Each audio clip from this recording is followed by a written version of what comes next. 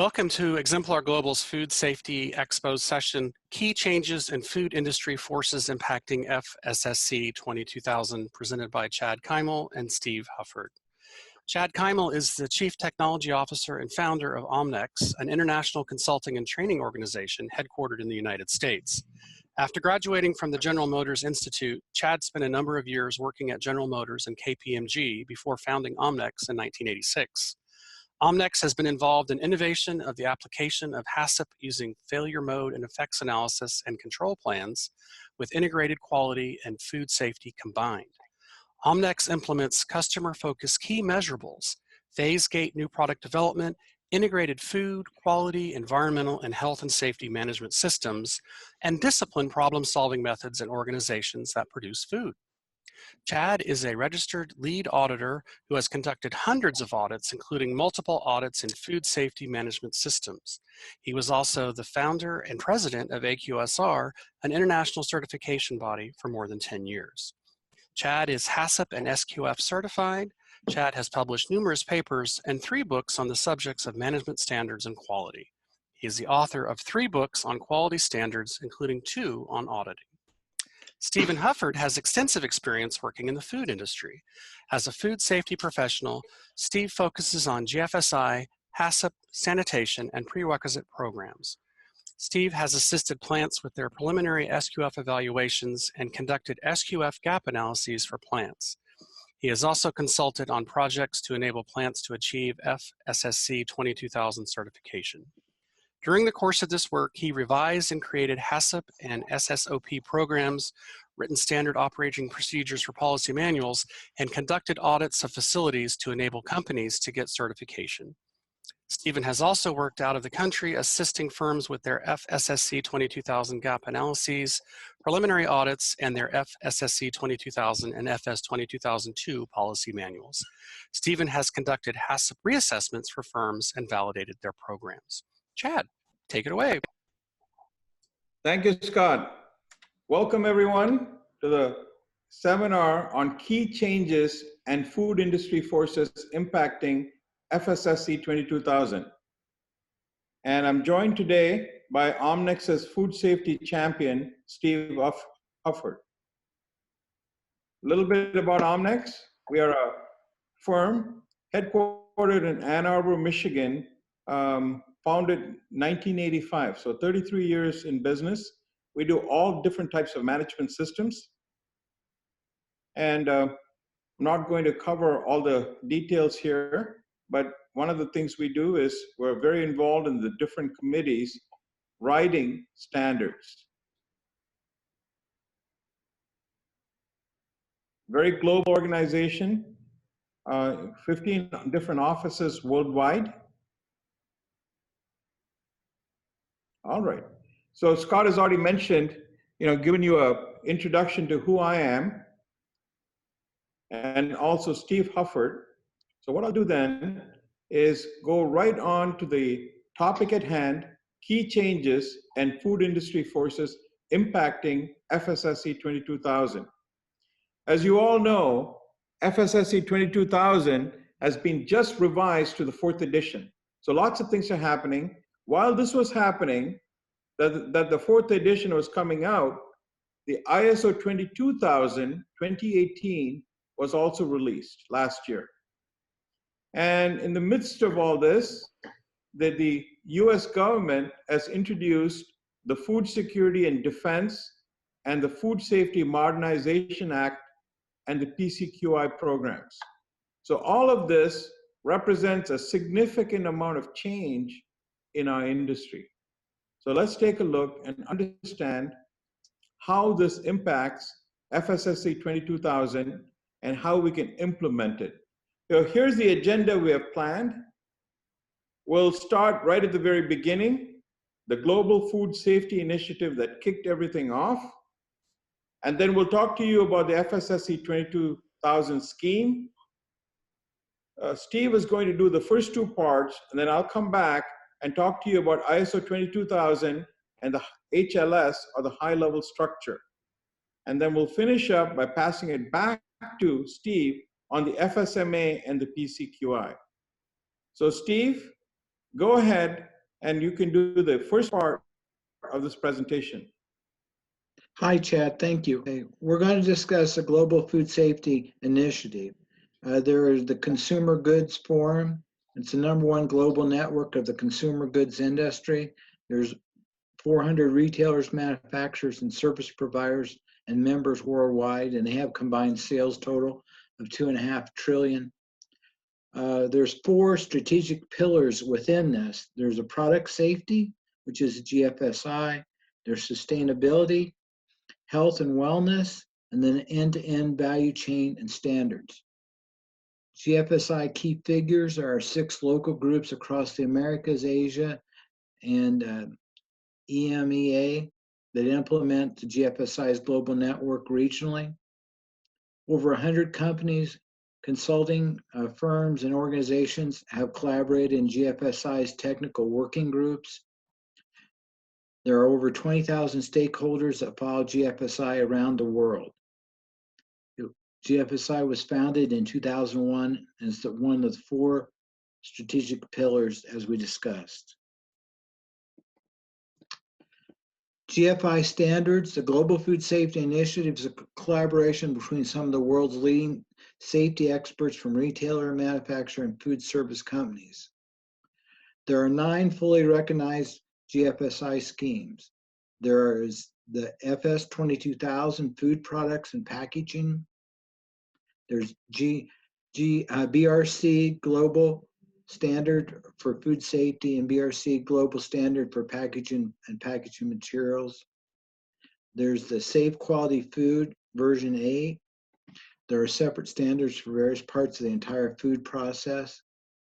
There's IFS Food version 6.1. It's a standard for auditing retailer and wholesale branded food product suppliers and manufacturers.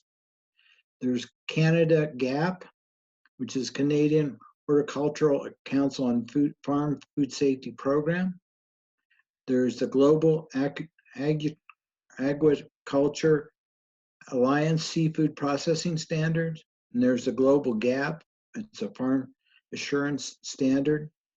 There's a Global Red Meat Standard, and there's Primus GFS, which is entire supply chain focusing mainly on agricultural and minimally processed products. Food authorities that are involved with food safety include the FDA, which has a Food Safety Modernization Act, or it's called FSMA for short. There's a comparison conducted between FS 22000 and FSMA. And there's a supplement available with differences and guidance to implement and integrate both of those. Both are made available on the FSC website. Acceptance to FSC 22000 by food authorities is starting, France and the Netherlands. There is a program called the FSC Global Markets Program. It's a market need from large food organizations, mainly for small and low risk suppliers. It's based on the GFSI Global Markets Program and Codex HACCP. It's covered by FS 22000's Integrity Program. There's 2 levels. There's the FSC Foundation level and the FSC Intermediate level. Their scope is for manufacturing and processing of food ingredients and food products, categories C and K, and for small, low-risk organizations can remain on the foundation level, which is just a yearly audit. Or they can grow to FS 22000 in 1 step or 2 steps. It's a way for small companies to get involved with FSC 22000. It includes a self-evaluation tool and a training program. The difference between FSC 22000 and FSC Global Markets. First of all, FSC 22000 covers all the ISO 22000 and ISO TS 22002 1 standards and additional FSC 22000 requirements. Whereas the global markets only covers minimum food safety requirements based on Codex HACCP and the GFSI Global Markets Program. FSC 20000 as covering the requirements for an effective food safety management system, whereas the global markets cover minimum requirements for a food safety system. FSC 20000 is a certification scheme. It's benchmarked and recognized against the GFSI requirements document. The global markets programs are not benchmarked and recognized by GFSI. FS 22000 is accredited under ISO 17021. Global markets is not accredited. FSC 22000 certificates are issued from certification bodies, and the certificate is valid for 3 years. Global markets, a conformity standard is issued by conformity assessment bodies, and a conformity statement is only valid for 1 year. So those are the differences. Benefits of FS 22000. It uses independent international standards. So no matter where in the world, the standards are the same. The FS 22000 scheme is owned and managed by the independent nonprofit foundation FSC 22000. It's recognized by the GFSI. ISO 22000 by itself is not recognized. It's an integrity program, part of a certification scheme. It has global acceptance and use by large manufacturers and retailers worldwide. It's growing in acceptance by food authorities. It's becoming more popular every year. Here's the FS 22000 structure. The FS 22000 scheme has 3 required components.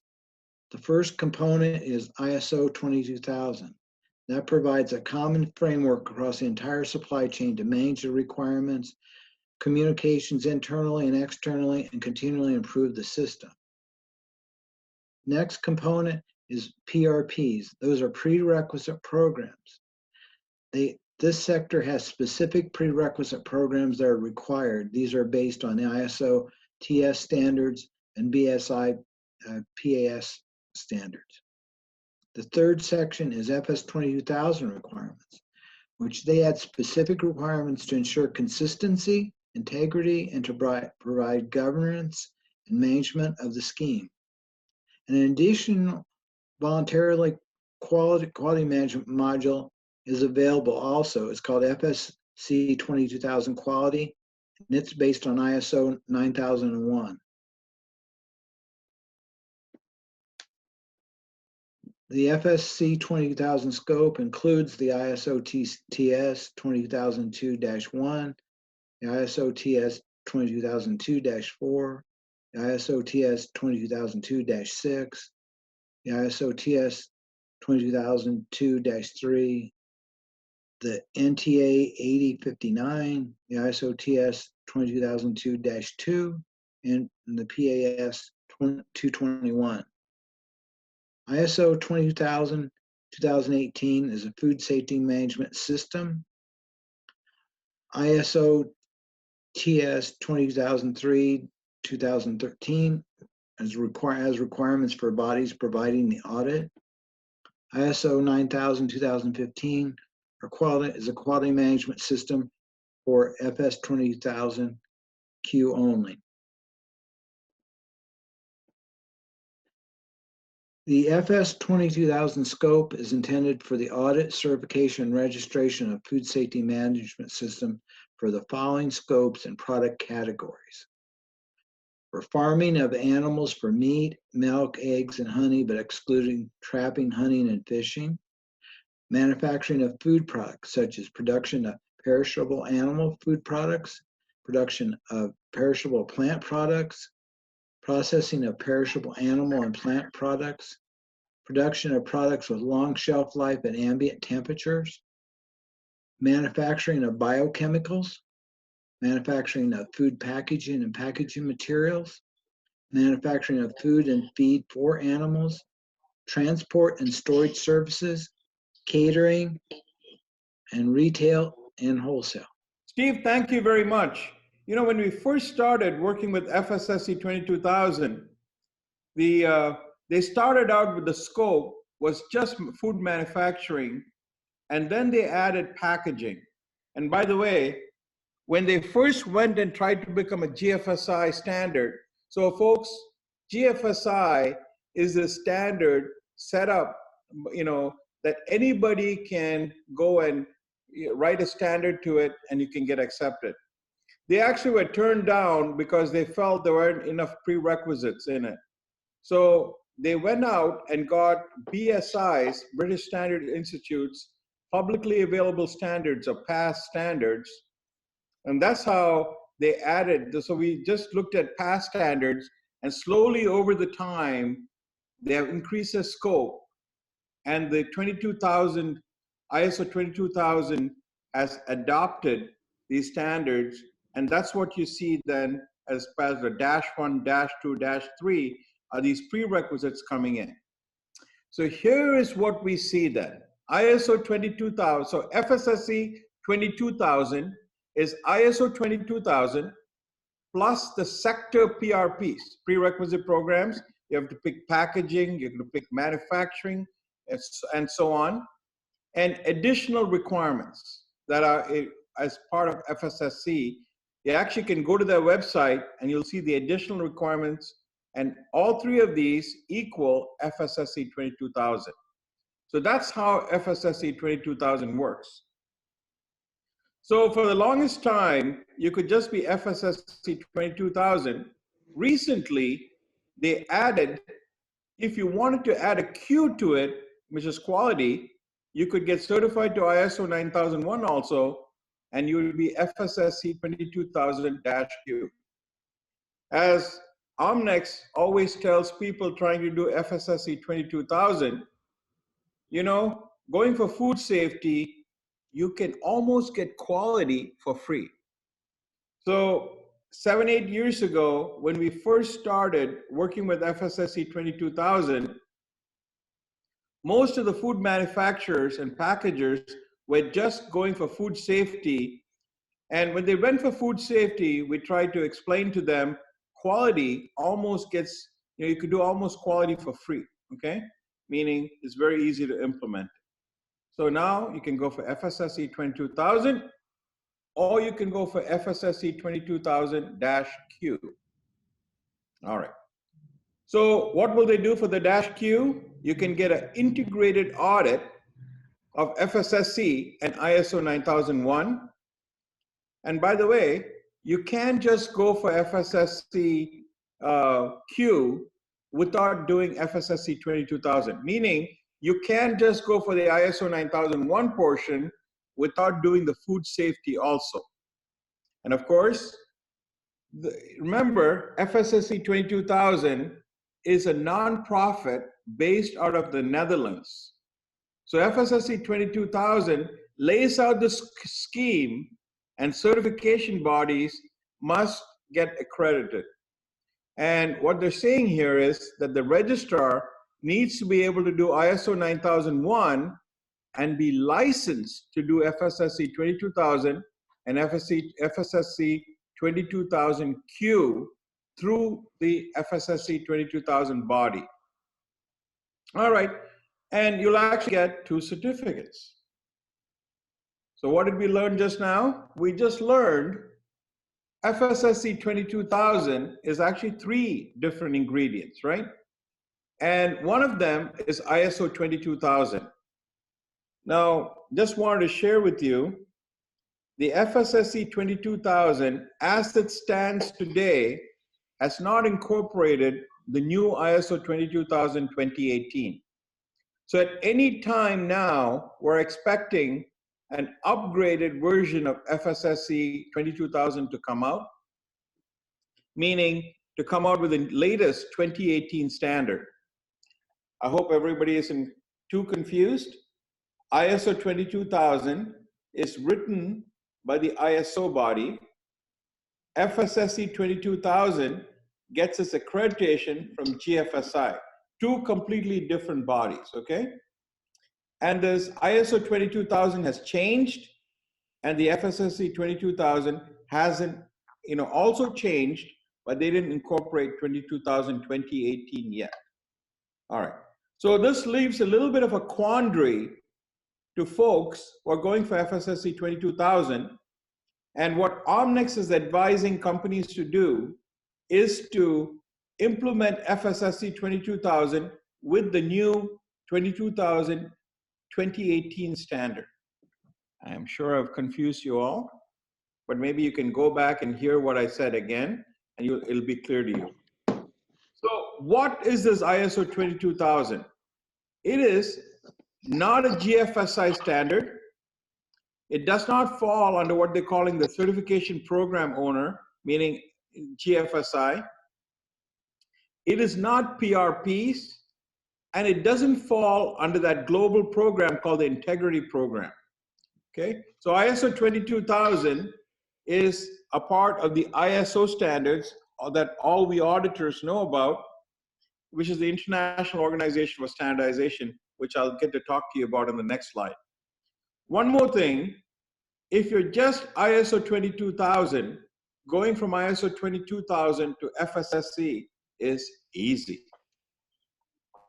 All right, so this ISO 22000 is governed by this ISO body based out of Geneva, Switzerland. As you all know, it's a voluntary organization. Members to it are actually countries. And folks, I happen to be on several of these technical committees. I'm actually on the TC 176 or ISO 9001. I'm on the ISO 14001 committee, TC 207. And then I'm also a part of the health and safety, the TC 283. So in that fashion, food also has a technical committee 34, and they're responsible for this ISO 22000 standard. So what happens every now and then? In fact, by mandate, every 5 years, ISO standards need to update. And what do we know? ISO 22000 got updated in 2018. So what is this ISO 22000 standard? It's an international, independent, standalone standard for food safety management. It's generic, meaning it's applicable for the whole food supply chain. It is got HACCP integrated into it. It represents, the Technical Committee 34 believes, state-of-the-art best practices focusing on integrity in the supply chain. All right, what else has happened recently? It is standardized because of the high-level structure with the other ISO standards. I'll explain that in a second. And then we all know the Codex Alimentarius, which is a HACCP. It's aligned with HACCP, and it's part of this family of standards that you see here. And you can see that the food safety is the ISO 22000. There's also guidelines on the application of ISO 22000, the 22004. Then you see requirements for traceability next, 22005, and then all the prerequisites. Do you recall what I told you about prerequisites? The prerequisites first started as British Standards Institute's publicly available standards pass, and they slowly were incorporated as prerequisite programs by ISO 22002. All right. So there was a scope for FSSC, and there's also a scope for ISO 22000. I'll just say it's a generic standard for anybody in the food safety supply chain. And how do you implement it? You can implement it as an internal audit. You can implement it or you can certify to it through, second party or customers, or of course, for all of us here and all of us here with Exemplar, third party, right? And when third party auditors audit it through a registrar, you get certified to ISO 22000. So it is possible just to get certified to ISO 22000 by itself. Of course, the GFSI is very, very important. Why, may I ask, is GFSI important? So I'll just say this. The GFSI standard is really important because the food safety the retailers of this world, from Walmart to Tesco to you name the organization, has mandated GFSI. And because they mandated GFSI, the GFSI standards that Steve mentioned, the 7 or 8 of them, become really important. Okay. And in these GFSI standards, why is FSSC 22000 really important? Well, folks, most important of all, this ISO 22000 has adopted this high-level structure of the ISO standards. It's the only standard that has incorporated an ISO standard. I'll say it again. It is the only GFSI standard that has got, which has got ISO 22000 incorporated in. Because of that, this latest revision of ISO 22000 had to follow what is called the high-level structure. What is this high-level structure? Well, the ISO group has mandated that all management system standards follow the structure in the high-level structure. And not only the high-level structure, they have to follow the same terms and definitions. So I'm going to pause here, and Steve, you need to mute yourself. I don't know if it's Steve or somebody else. We can hear all the noise. Okay. Mute. Okay. Great. And don't forget to unmute yourself also. All right. So continuing on in this Annex SL. So this is the standard within ISO that requires all management system standards to standardize the structure. So here is a structure. This very same structure will be then ISO 9001, the very same structure in 14001, the very same structure in 45001. And of course, I just mentioned QMS, EMS, and OSHA standards. And what do we know? Food safety follows this very same structure. Folks, not only does it follow the very same structure, because of this Annex SL, it follows the same terms and definition, which makes it very easy for those of us trying to implement it. All right, so that was, the high-level structure, and you can see ISO 22000 follows that very same structure. Go on. What we'll do next is talk about the key changes in FSSC 22000.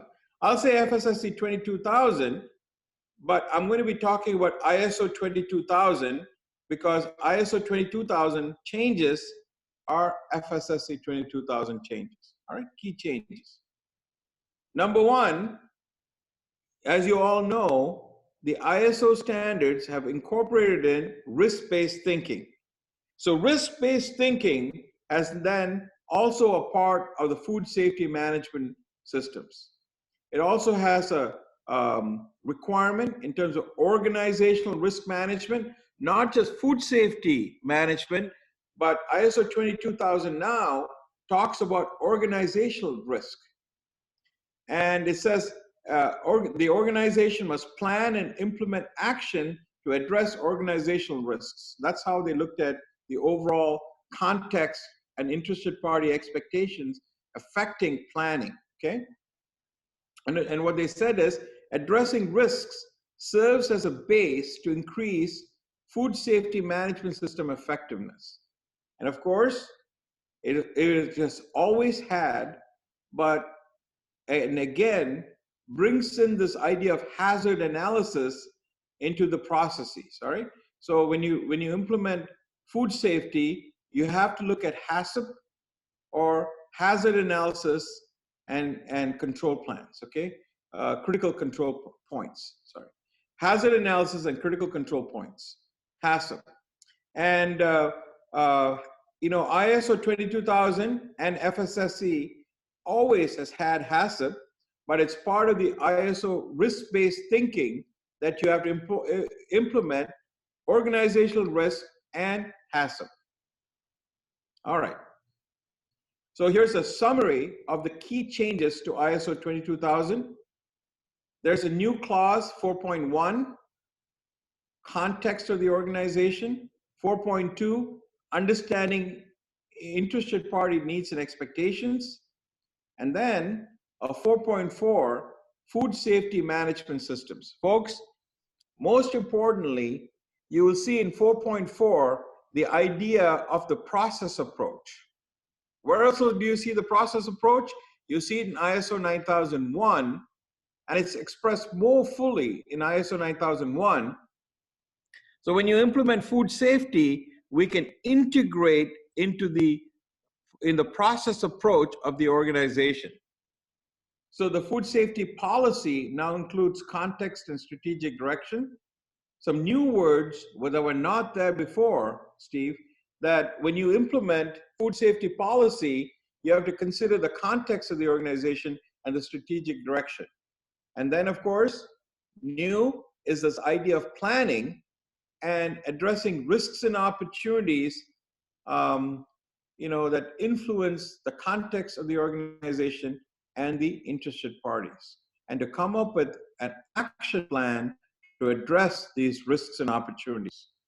Okay, this is the process Omnex recommends. It's something we developed for Ford Motor Company, actually, back in 1993, and we implemented across the board when we implement food safety management or ISO 9001 or an integrated management system. So folks, it'll give you an idea what the standard is talking about. Context and interested party expectations, along with the mission, vision, policies of the organization affecting the goals and objectives. The standard doesn't say goals and objectives. The standard just says the intended results or the intended outcomes of the organization, which of course is the goals and objectives. And then what does it say? It says you got to incorporate that back into the processes of the organization. So we identify key processes and the process measurables that align with key performance indicators that affect goals and objectives to help us meet interested party expectations and the mission, vision, policies of the organization. I hope this BOSS process makes good sense. It really helps companies and top management understand their responsibilities. So what else are some of the key changes in this ISO 22000? Leadership responsibilities. So from 5.0 in ISO 22000, we see the leadership responsibilities that number one, they need to understand and participate in that business operating system that we talked about in the previous slide. They need to actually understand processes and the process approach. And the standard in 5.1 actually says they need to integrate that into the business processes. Let me just tell all the auditors here listening in, folks, 5.1 in Annex SL, actually in every standard, it tells top management that they need to integrate the processes of whether you're looking at ISO 9001 or 14001 or 22001, they need to integrate that back into the business process, okay? Keep in mind, Annex SL is trying to encourage integrated management systems. All right, let's go on. What does top management have to do? Risk-based thinking and how it reduces overall risk of the organization. The key performance indicators, process KPIs, and the improvement actions. There's more that I can't talk about because of time, but you also have management review and continual improvement. All right, so what else do they need to do? Well, if you want to be certified to FSC 22000, of course, you have to do three things, as we pointed out earlier. You have to implement ISO 22000, you have to implement the prerequisites and some additional requirements of from the FSC 22000 itself.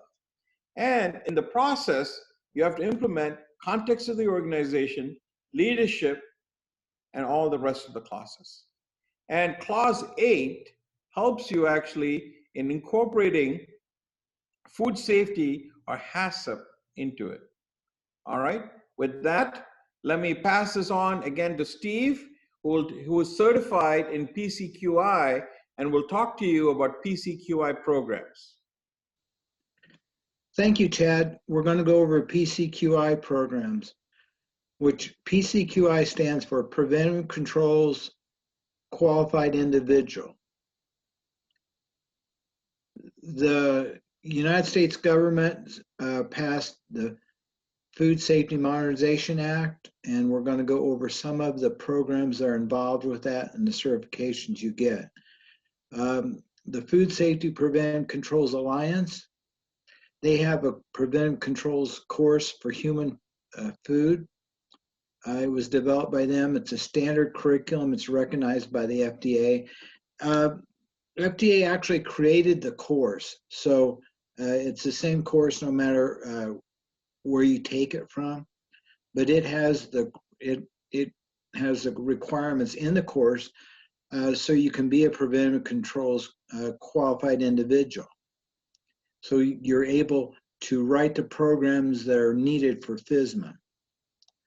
Under preventive controls for human food regulation, the responsibilities of preventive controls for a qualified individual include that you're able to oversee and prepare your food safety plan. You're qualified to be able to know how to develop a food safety plan.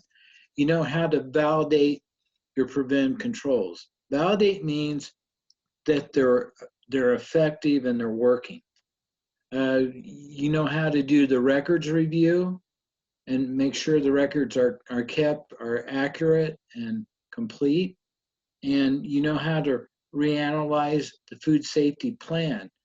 You do this on a regular basis to make sure that it's kept up to date with any changes within your facility or any changes to the product or equipment within your facility. So it's a very good and systematic system. A history and the mission of the FSPCA is established in 2011, and the purpose is it's an alliance to develop and maintain education and training program to help the food industry. People underneath this program are all the food plants in the United States, except for meat and poultry facilities, which are under the USDA control. So it helps people get an understanding how to achieve compliance with the preventive controls regulation requirements applicable to their facilities. All food plants in the United States, unless it's a meat and poultry, have to be able to comply with the new FSMA regulations. So the FSPCA's mission is to support this food production by having a standard curriculum. No matter whether I train somebody on this program or somebody in Topeka, Kansas trains somebody, it's going to be the same curriculum, the same material will be included. And so they're going to have a standardized curriculum and technical educational materials on food safety risk, reduction controls, how to be compliant with the preventive controls regulation, and it provides technical assistance outreach. Throughout this training program, there are different sections of it where you can get information and help. FSMA mandates that all food facilities implement a preventive controls plan. That is all food facilities, like with the exception, like I've said, the ones under the FDA auspices. A preventive control plan includes, you evaluate the potential food safety hazards. So what are the hazards you may have in your plant? You may have metal, You may have bacterial hazards. You may have chemical hazards. So you evaluate all your hazards and determine if you've got some kind of preventive measure already in place or if you need one. What kind of steps and controls do you have already to prevent those hazards? Do you have a system to monitor these controls? So you've got a metal detector. Do you have a system to monitor that the metal detector is working? Records. Do you keep records of your monitoring that you're doing? Or do you keep some kind of form that shows you checked the metal detector, some kind of form that shows you cooked the product, that you inspected the product? And a recall plan. Can you find all the product if there's a problem with it and get it back to your facility or get it destroyed? So can you go back and find out who supplied you the raw materials and the packaging? And can you find where it went to? Where did you ship the finished product after you completed making it? It's very, very important to be able to do this. If you have a problem, you must have a good recall plan. Okay, how does a PCQI demonstrate that he or she is qualified to serve as a PCQI? Well, the preventive controls for human food final rule specifies that PCQI is a qualified individual who has successfully completed training in the development and application of risk-based preventive controls equivalent to that received under standard curriculum as recognized by the FDA, or other experience to develop and apply a food safety system. This PCQI course is a 2-day course, or if you go online, it's 16 hours. Regardless, it's a significant learning experience. Job experience may qualify an individual to perform these functions if such experience has provided an individual with knowledge at least equivalent. That was stated initially, but now almost everybody has to take the course. Okay. The rule does not require specific certifications, including those certified by the Food Safety Preventive Controls Alliance. An individual may voluntarily choose to attend any PCQI training provided through the FSPCA, but this is not mandatory. There are other organizations, MomNex will be one soon, that will provide this training. In general, FDA will assess the adequacy of the facility's food safety plan rather than an individual's documented qualifications. So they're going to come in, they're going to make sure that your plan is a good plan, and it enables you to produce safe food, unadulterated food that go into the market. They may ask to see your documented qualifications, but mainly they want to make sure your food safety plan's correct. Deficiencies in the food safety plan may indicate that a PCQI may need additional training specific to the rule, irrespective of documented training experience. So you might have somebody that was trained in PCQI, but they go in the plant and they find all these deficiencies, things that are wrong. So that may mean the person didn't learn well from the training, didn't understand the training. They may have to do additional training. Does there need to be one person who's taken PCQI in a company by law?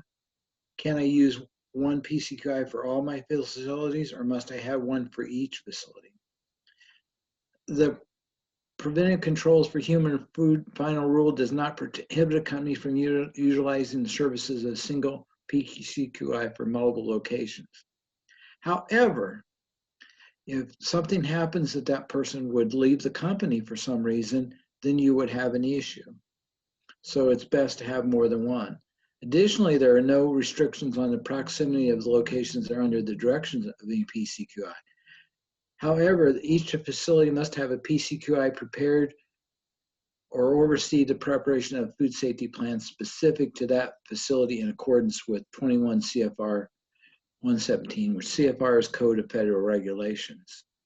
So it's always best to have more than one person at each facility because with the mobile society we have nowadays, many times people go to another job or they retire or something happens, and so then you would not have a person in your facility. So it's best to have multiple people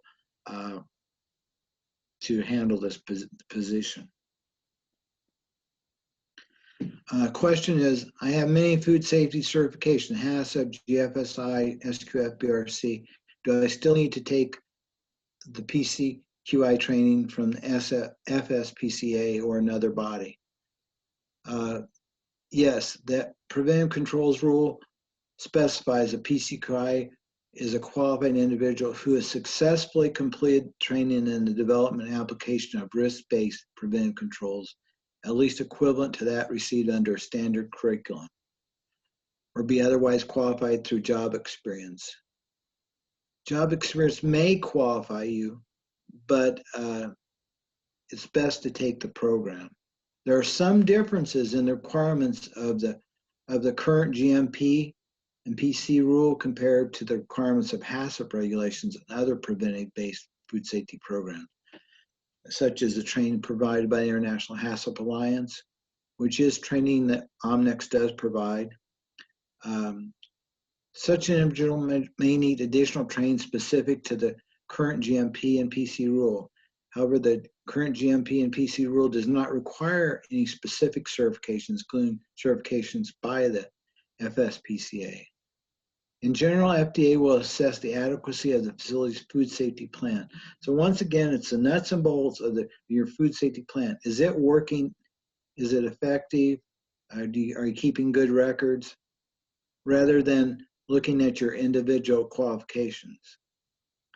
Deficiencies in the food safety plan may indicate that like we said before, you may need additional training. You may need to take the PCQI course if you haven't taken it already. That might be a good idea. Question, how are the preventive controls rules different from the hazard analysis critical control point system? The hazard analysis critical control point system, which is a class that we teach at Omnex, that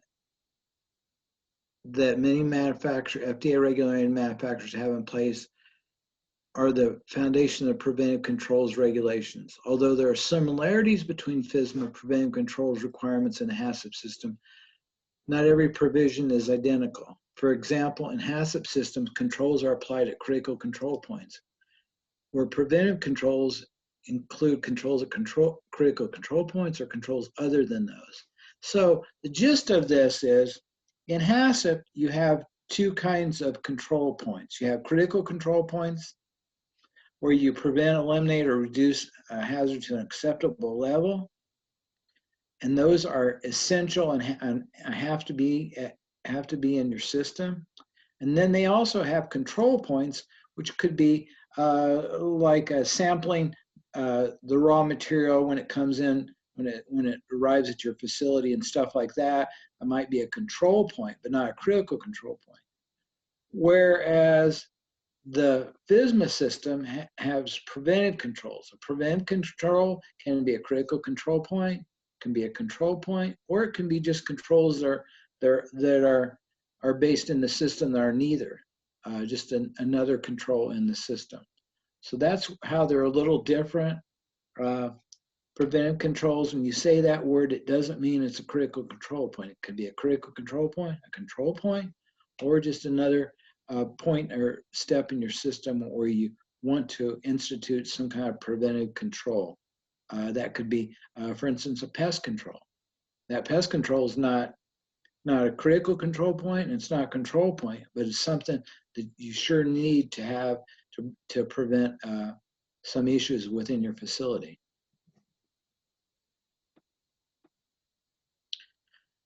Omnex approach to HACCP and PCQI. Omnex recommends integrating the HACCP and PCQI programs into one approach. And Omnex is going to offer a 3-day PCQI integrated HACCP course. This course will show how an integrated HACCP PCQI plan can be developed using a hands-on approach through workshop. The course is for those who have taken HACCP and or PCQI. For those who have not taken PCQI, we'll provide a PCQI certificate. So thank you, Steve. A very good, presentation on PCQI. Just to continue on, of course, HACCP and PCQI are so similar they shouldn't be implementing, companies shouldn't be implementing two different programs. Really, the goal should be to implement one program. So let's finish up here. Now that we have talked about FSSC 22000, let's cover some key points we've made. Number one, we said FSSC 22000 is part of this GFSI program. Why is this GFSI program important? Well, all the world's retailers got together and mandated it for their, supply chain. By the way, folks, the reason they did that is there was just too many programs in the food industry making life really difficult. So here we are, we have 9 different programs, and one of these programs is FSSC 22000. And we say FSSC 22000 is really, really important. We do, by the way, at Omnex, we do care about BRC, we do care about SQF. In fact, both Steve and I do implementations and training in BRC and SQF, but FSSC 22000 is kind of special. Why? Well, if you do recall, it's really special because of ISO 22000 that goes into its midst. Let me say that again. So FSSC 22000 is ISO 22000 plus prerequisite programs plus some additional requirements. We're not going to say HACCP, but because HACCP is a part of ISO 22000, but take that as it, that it is a part of implementing FSSC 22000. All right, what else did we tell you? We told you both FSSC 22000 got revised, and so did ISO 22000. And here we are. And what should the strategy then be for implementing FSSC 22000? So this is what we recommend. It is important to have an implementation leader and a steering committee, because somebody has to be responsible for the implementation, and implementation should be a cross-functional responsibility, and hence the steering committee.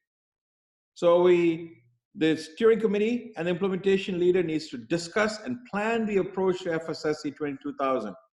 The strategy and the approach is very important.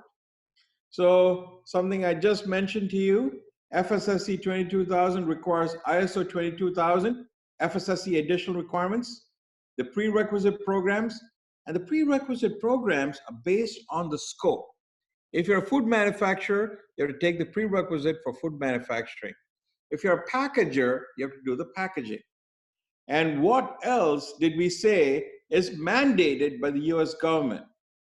The US government mandates the PCQI programs. And we also said integrate that with the HACCP. So that's what we need to implement with this new FSSC 22000 2018, or sorry, Rev 4, and then the Rev 5, we hope, will integrate in ISO 22000 2018. What else do we recommend? Take an integrated management systems approach. In fact, you'll see in the different seminars being offered by Exemplar, I will be offering also integrated management systems, a 1-hour talk, and it'll be about integrating in QMS, EMS, OSHA, social responsibility, and IT security. Many years ago, when the FSSC 22000 first came, I worked with one of the largest food manufacturers in the world, integrating in QMS, EMS, and OSHA, or OHS, health and safety.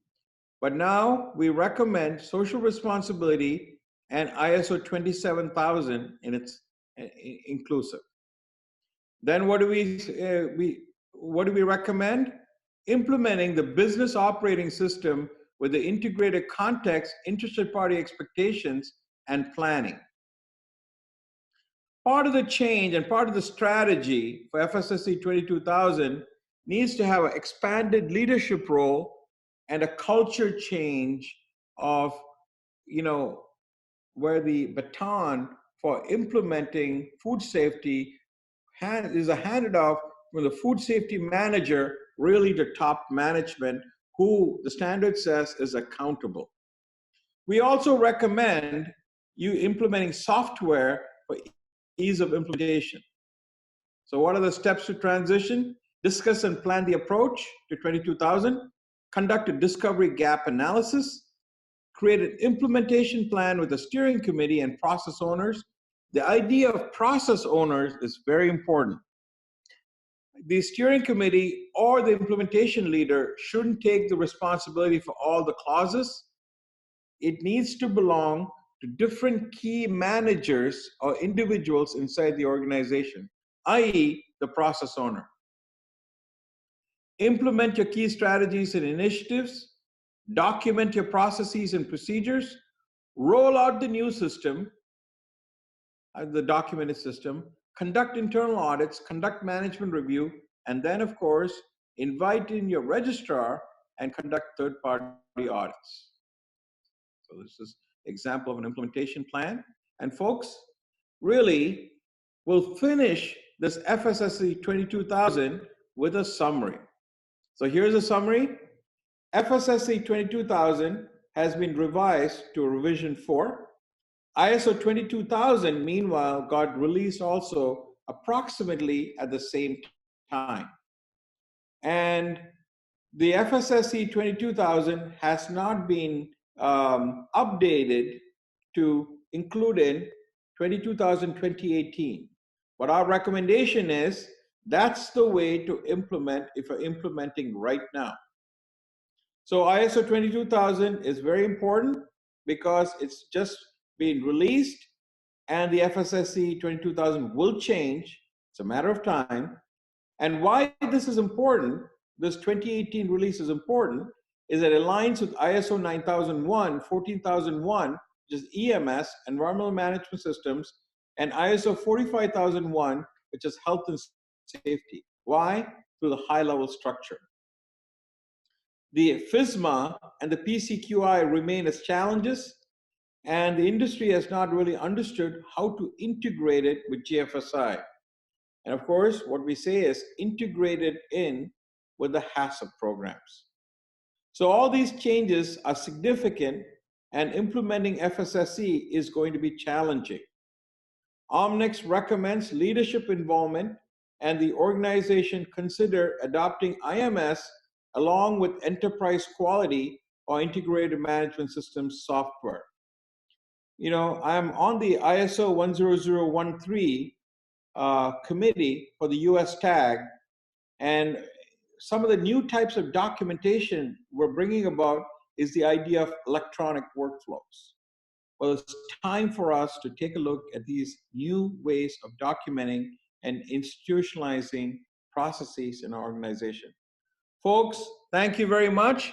Thank you very much from me, Chad Keimel, CTO of Omnex, and our food safety champion, Steve Hufford. Thank you all. Bye-bye now. Thank you, Chad. Thank you, Steve. Excellent presentation, and want to thank you all for your time and attention. Thank you. Thanks, Scott.